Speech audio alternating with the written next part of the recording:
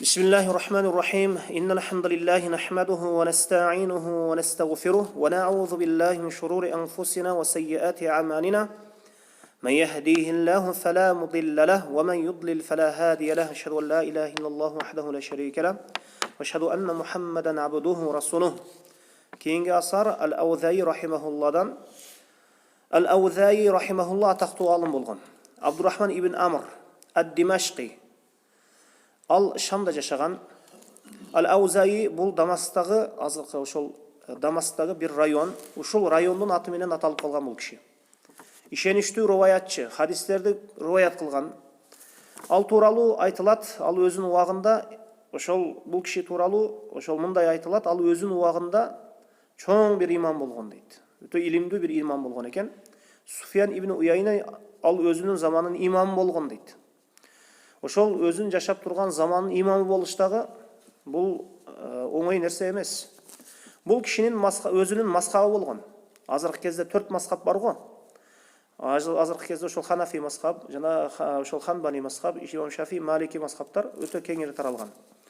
Мазхабтар 4 мазхаб менен чектелбейт. Мазхабтар көп болгон. Бир мазхабтын бул киши Ал-Аузаи рахимахулла бир мазхабтын негиздөөчүсү. Бұл кишинин өлімі 157 хижри жылы болған.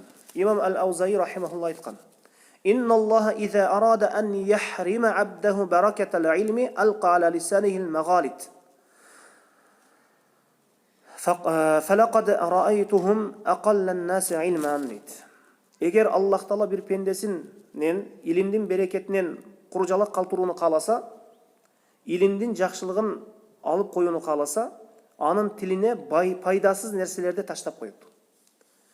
Анын тилине пайдасыз нерселер таштап коет. Керексиз суроолорду, маанисиз нерселерди таштап коет. Керексиз суроолор менен, маанисиз нерселер менен, керексиз пайдасыз нерселер менен алектендире турган кылып коет. Кайдагы бир таң калыштуу нерселерди таштап коет.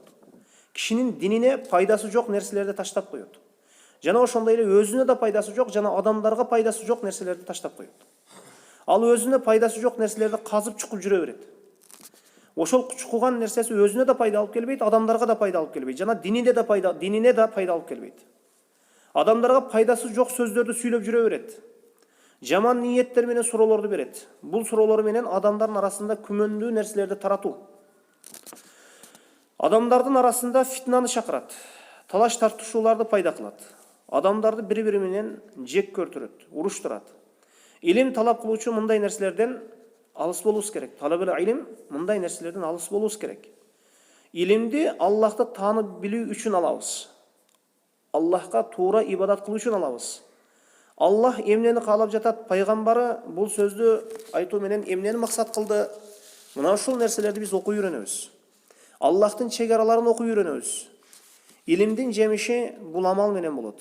Инсан эгер кереги жок пайдасыз нерселерди казып кирип, фитнаны гана чакыра турган нерселер менен алектенсе, бул анын илиминин берекетсиздиги, жакшылыгы жоктугу, адамдарга бир пайдасы тийбегендиги. Ал инсандын ошол динди түшүнөйүн деген түшүнүгү жок. Анын максат адамдар арасында ошол фитна таратуу, бөлүү адамдарды талаш тартышууларга үгүттөө.